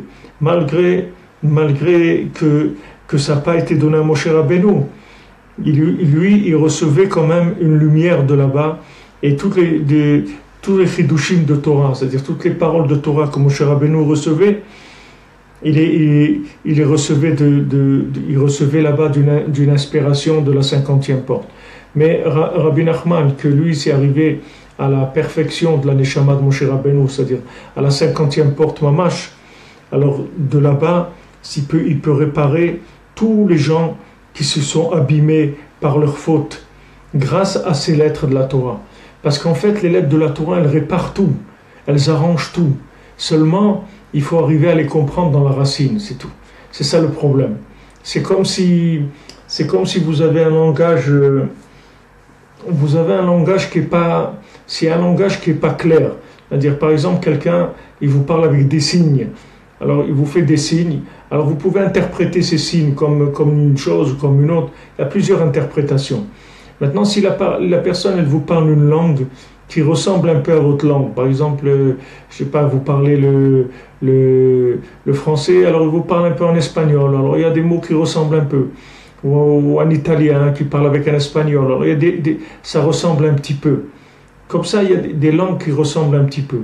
Mais la langue parfaite que vous allez comprendre complètement, ça y est, tout de suite, ça va vous libérer. Quand vous comprenez la chose dans votre langage individuel, ça va vous libérer tout de suite. Alors, il dit que maintenant, toute la réparation de tous les gens qui ont été abîmés, tous les gens qui ont fauté, c'est uniquement par un langage clair. C'est ça qui va les réparer complètement. Parce qu'en fait, quand j'ai fauté, en fait, j'ai créé des choses qui me séparent d'Hachem, mais ça se manifeste comment? Par le fait que maintenant, j'ai pas une clarté. C'est des vêtements qui sont souillés, ça veut dire des vêtements souillés, ça veut dire que ma vue des choses, elle est souillée, elle est troublée, je vois pas clair. Maintenant, ce langage-là, il répare la souillure de ma vue, il répare la souillure de l'approche des choses. Et je commence à voir clair. Je vois des choses claires que je ne voyais pas avant. D'où ça vient ça? Ça vient du fait que cet enseignement, il vient de la 50e porte, c'est-à-dire il vient de la racine de tout. Avant que ça devienne les 7 midot, les 7 mesures des 49, 7 fois 7, avant que ça devienne Chesed, Gvura, Tiferet, Netzach, Od, Yesod, Malchut, toutes ces sphirantes-là, il y a la racine de tout, le Keter, la couronne, où il y a toutes ces sphirantes qui sont incluses là-dedans. Donc quand vous parlez le langage de la couronne, le langage de la 50e porte, tous ceux qui sont dans les 49 portes, ça les attache complètement à l'infini. Ça y est, parce que tout ce qui les détachait de l'infini, c'était des interprétations qui étaient fausses. Et ces interprétations, elles étaient fausses parce qu'il y a eu des déséquilibres dans les midot. C'est-à-dire il y a eu l'exagération à droite ou à gauche qui a fait que les gens, soit ils ont fait ce qu'il ne fallait pas faire, soit ils n'ont pas fait ce qu'il fallait faire. Donc ça a entraîné du trouble dans l'approche des choses. Ça a troublé l'approche des choses. Donc ça a entraîné toutes les difficultés de nous rapprocher d'Hachem. Alors quand maintenant on entend un langage clair qui vient de la racine de toutes les choses qu'il y a dans le monde, ça rectifie automatiquement l'approche de tout. Tout est rectifié. Parce que l'approche de chaque chose, maintenant, elle est claire. C'est un langage qui est clair. Donc ça répare tous les gens qui ont été abîmés, en fait, on nous a éloignés, c'est-à-dire ces fautes-là, elles nous ont éloignés, elles ont créé des langages qui ne sont pas clairs, qui sont incompréhensibles. Donc tous ces gens-là qui sont abîmés, ils n'ont de possibilité de tchouva que par la 50e porte. Il n'y a pas d'autre possibilité de tchouva. Ne croyez pas qu'aujourd'hui, on peut faire tchouva par une des 49 portes. On ne peut faire tchouva que pour la 50e. Il n'y a rien d'autre qui est la racine de la tchouva, qui est la bina, qui est le jour de Yom Kippour, qui est le Yovel, le cinquantenaire, que c'est la 50e année, que le 50e porte de la bina, que c'est la délivrance totale, comme on dit pour l'esclave. Même un esclave, s'il ne veut pas sortir au bout de 6 ans, la 7e année, il ne veut pas sortir, et encore la 7e année, il ne veut pas sortir, mais quand il vient 7 fois 7, quand il a fini 49 ans, il est obligé de sortir, même s'il ne veut pas. Il est obligé de sortir. Il ne peut plus ne pas sortir, parce que ça vient de la 50e porte. Tandis que quand il se trouve dans la 6e année, c'est-à-dire il va rentrer dans la 7e année, c'est-à-dire il a réparé les 7 midot, c'est possible que dans les 7 midot, ils soient arrivés à quelque chose qui est correct, qui est pas mal, mais ça ne lui donne pas encore la possibilité de sortir. La possibilité de sortir, c'est que la 50e porte qui fait sortir complètement. La 50e porte, c'est la réparation totale.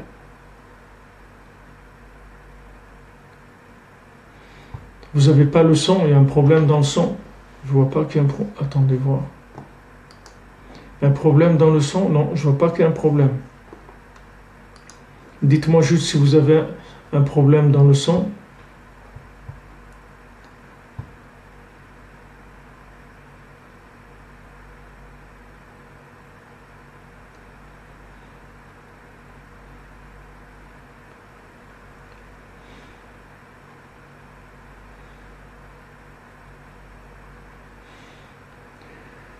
Ok, merci de me dire que ça va.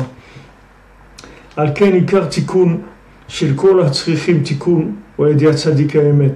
C'est pour ça que la réparation de tous ceux qui ont besoin d'être réparés, c'est que par le tzaddik véritable. Il n'y a que Rabbi Nachman qui peut nous réparer, et je vous promets qu'il n'y a personne au monde qui peut rien faire pour nous. De manière parfaite, on parle maintenant de réparation totale, il n'y a personne qui peut rien faire pour nous.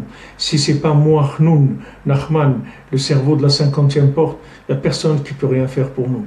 Parce qu'on est à la fin, on a besoin d'une réparation totale. Cette réparation totale, elle ne peut pas venir par des gens qui n'ont pas atteint la 50e porte.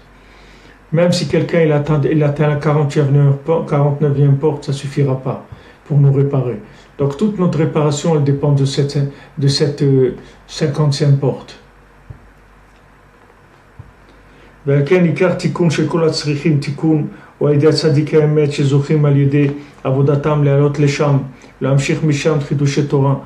les tzadikim véritables, ils montent dans ces endroits-là, ils amènent des véritables chidushim de Torah, c'est-à-dire des langages nouveaux de la Torah. C'est ça qu'ils arrivent à monter, à bénir la Torah dans sa racine, c'est-à-dire amener la bénédiction de la Torah de sa racine, qui est le principe de Mordechai, que Mordechai, il ouvre les paroles, il ouvre les paroles de Torah et il les explique. C'est-à-dire qu'on peut, que les tzadikim, les grands tzadikim, ils peuvent monter dans la 50e porte, qui est la racine de la Torah, et là-bas, ils vont arriver à ramener vers nous des paroles de Torah qui vont tout nous éclaircir et qui vont nous faire rentrer vers Hachem. Tous les gens qui ont fauté, tous les guéris, tous les étrangers, tous ils vont rentrer à la maison. Parce que eux, d'après ces endroits-là, où il y a les lettres de la Torah dans leurs racines, ils savent comment amener des langages nouveaux, extraordinaires, de manière à ce qu'ils puissent arriver à accompagner et à diriger tous les éloignés, tous les gens qui sont extrêmement éloignés des chemins de vérité, et les amener là où ils doivent arriver. Et Aman, Imarchemo, lui, il venait de cette clipa-là qui voulait s'accrocher dans la 50e porte de l'impureté. C'est-à-dire, c'est ça qu'il a fait un mât qui voulait pendre là-bas Mordechai, un mât qui faisait 50 mètres de haut. C'est-à-dire que lui, il voulait aller à la 50e porte de la Touma, c'est-à-dire il voulait impurifier et essayer de porter atteinte à cette 50e porte-là. C'est pour ça que là-bas, il n'y a que les tzadikim véritables qui peuvent se battre contre Aman Amalek dans ce niveau-là. C'est plus du domaine de... Nous, on peut se battre dans les 49 portes, on peut essayer de bricoler, mais de la 50e porte, il n'y a que eux, il y a que les tzadikim qui peuvent se battre avec Amalek. Parce qu'ils peuvent monter dans la 50e porte de la sainteté. C'est pour ça que quand maintenant il est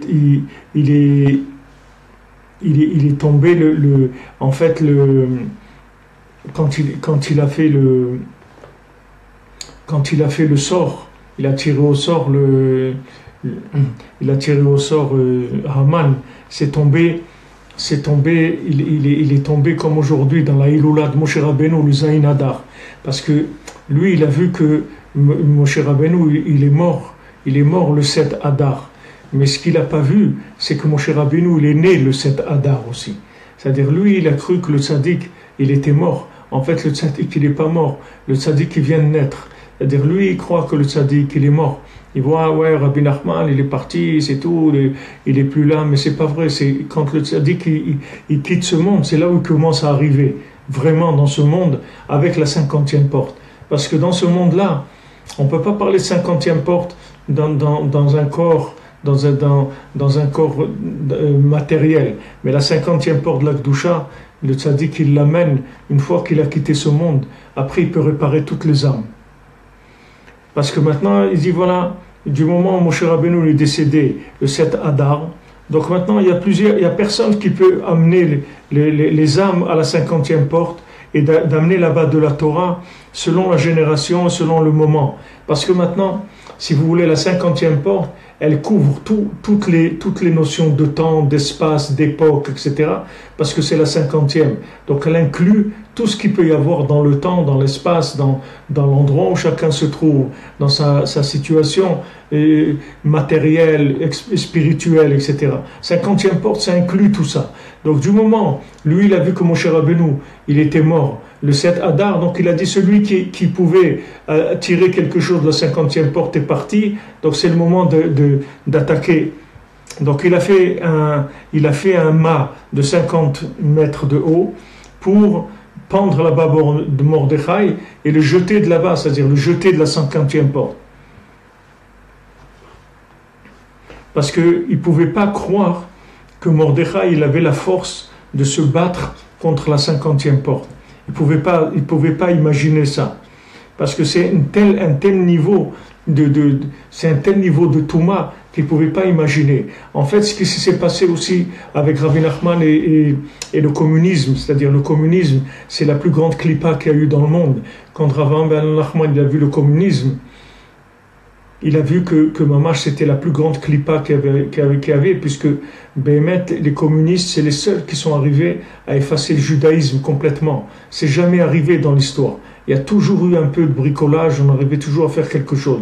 Mais le communisme, il a effacé complètement le judaïsme.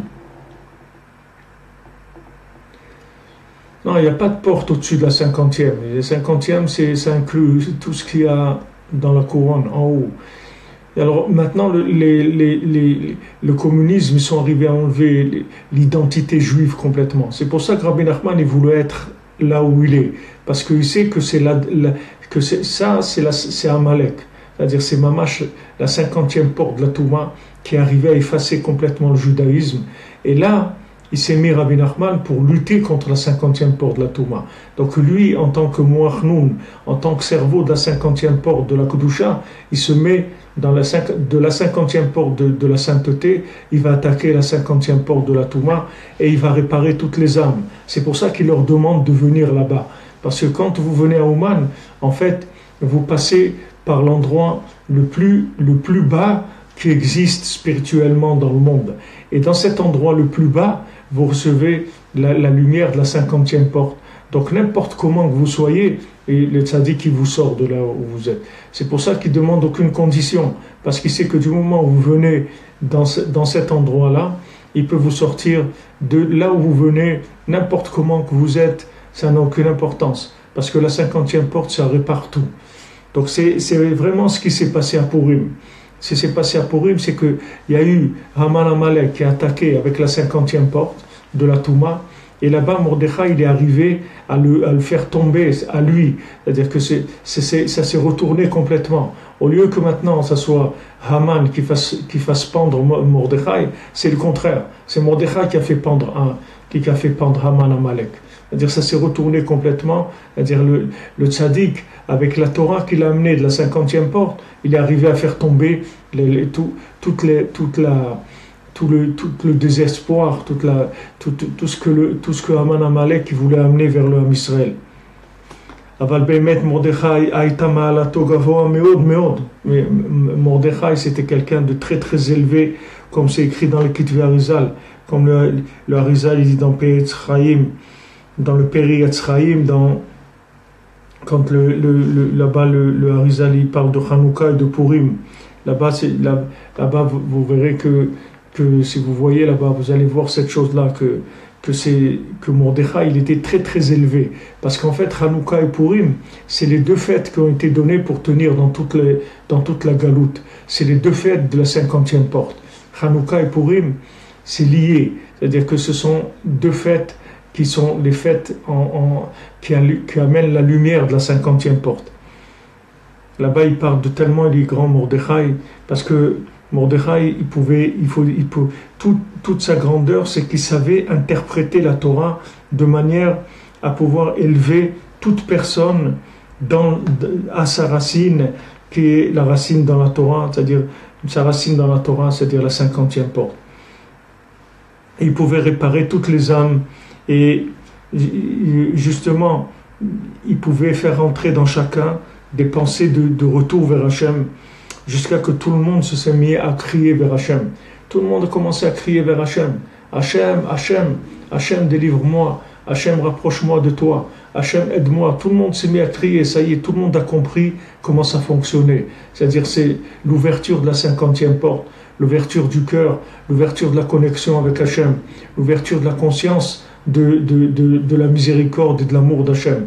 Ça, le tzaddik, il le fait grâce à la Torah qu'il amène dans le monde, qui ouvre complètement tous les chemins sinueux qu'il peut y avoir dans le cœur, toutes les choses tordues qu'il y a dans le cœur, qui viennent de Amalek.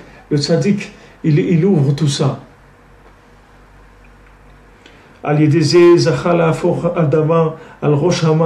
Grâce à ça, il a retourné sur la tête de Haman, en fait. Et ils ont pendu Haman. Ce qu'il voulait faire Haman, ça s'est retourné contre lui et ses enfants, sur cet arbre-là, précisément, qui était haut de 50 amot, de 50 mètres. Précisément, cet arbre-là, c'est celui-là qu'ils ont pendu Haman et ses enfants. Parce que de là-bas, justement, ils l'ont fait tomber avec la force qu'il avait Mordechai, qui savait attirer la Torah de sa racine dans la 50e porte.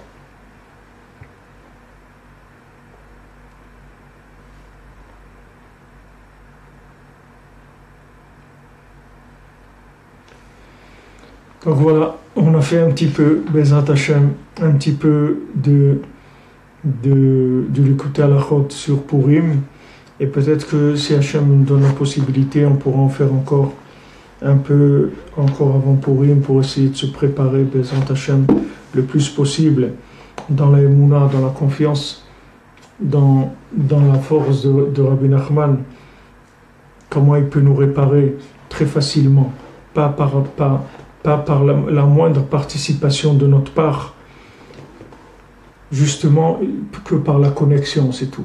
Par le fait qu'il débloque la connexion par un langage nouveau, un langage qui connecte. Un langage qui connecte, comme des langages électroniques, des langages qui sont des langages informatiques. Il y a des langages de l'âme. Si maintenant vous entendez le langage de votre âme, il n'y a plus rien qui va vous empêcher de vous rapprocher d'Hachem. Tout ce qui empêche de se rapprocher d'Hachem, c'est que les langages ne sont pas clairs. Mais le tzaddik, il a un langage clair, clarifié pour chacun d'après la racine de son âme. Et c'est ça la porte de l'Otchouva.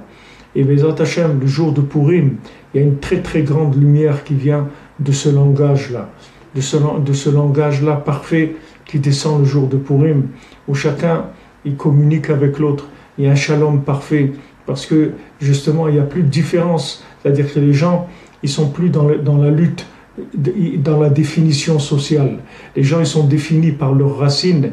Et ils n'ont plus rien à faire. Ils peuvent se déguiser en n'importe quoi. Ils peuvent donner ce qu'ils ont. Ils peuvent recevoir de l'autre. Ils peuvent en même temps être quelqu'un qui reçoit, quelqu'un qui donne. Parce qu'il y a vraiment l'annulation totale des barrières qui ont été fabriqués par le social, c'est-à-dire pour monter les gens dans l'orgueil, c'est-à-dire les faire vivre par l'orgueil, par l'existence individuelle. À Purim, on annule tout ça, on se déguise, on se fait des cadeaux les uns aux autres, on s'offre des mishloach manot pour montrer qu'on est arrivé au shalom parfait. Le shalom parfait, ça ne veut pas dire qu'on a fait un statu quo dans la pyramide de l'orgueil. Le shalom parfait, ça veut dire que je me suis trouvé complètement et je n'ai pas du tout besoin de toi pour exister. Je ne me définis plus par rapport à toi, je me définis par rapport à moi-même dans ma racine, dans Hachem. Donc maintenant, je peux te respecter, je peux t'aimer, je peux te donner, je peux recevoir de toi et tout. Parce qu'il n'y a plus de construction pyramidale. C'est-à-dire qu'on est tous, on s'est branchés sur notre véritable identité. J'attends plus de toi je n'existe plus par rapport à ce que tu vas penser de moi. J'existe par rapport à ce que je suis, Be'emet. C'est aussi ce qu'on voit dans l'Ech Lecha, ce qu'il a dit Hachem à Avraham Avinu. L'Ech, c'est Gematria 50. L'Ech, c'est Gematria 50. L'Ech Lecha, on peut dire L'Ech Lecha, c'est-à-dire va vers toi, c'est-à-dire 50, Et 50, ça veut dire sors des 50 portes, 50, de la 50e porte, de la Touma, d'où tu viens, de la Vodazara, de la maison de tes parents, et va vers les 50e porte de la Gdusha, va vers le Shara Hamishim. Et là-bas, tu verras que tout va s'ouvrir. Tout va s'ouvrir. Tout va s'ouvrir. Vous allez voir, Bezrat Hashem, ce Purim, il va se passer des choses extraordinaires pour chacun, pour toute l'humanité. Il va y avoir des choses merveilleuses qu'Hachem va nous envoyer.